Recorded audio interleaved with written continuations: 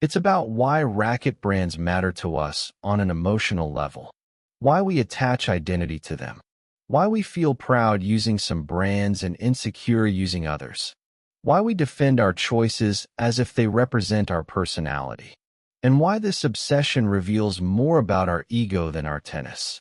Let's start gently, with truth.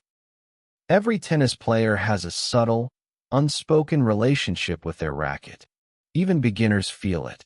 They feel that a racket is more than a tool. It becomes part of their self-image, especially when they step on the court in front of other people. This is where brand obsession begins.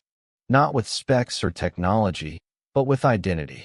If you've ever held a racket and felt a surge of confidence, not because of how it played, but because of the logo on the strings, you already know what I'm talking about. If you've ever switched rackets because you saw a pro using one, if you've ever felt embarrassed using an older model, if you've ever felt more like a player because of the brand you chose, then welcome. This episode is about you. Let's explore why racket brands feel like identity. Humans naturally attach meaning to symbols.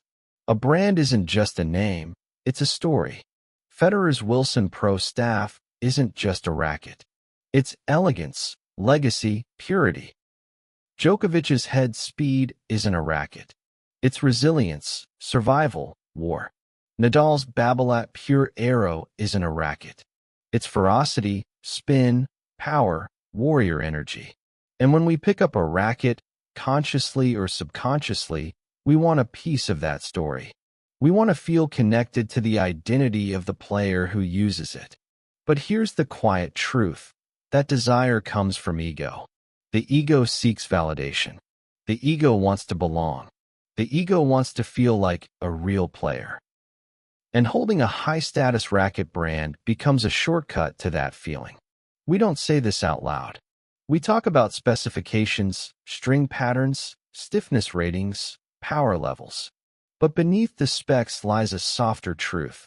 We want our racket to say something about us. We want it to say we're serious. We want it to say we're skilled. We want it to say we're part of the tennis world. We want it to say we belong. And brand obsession is one of the simplest ways to secure that belonging. Now, let's talk about insecurity,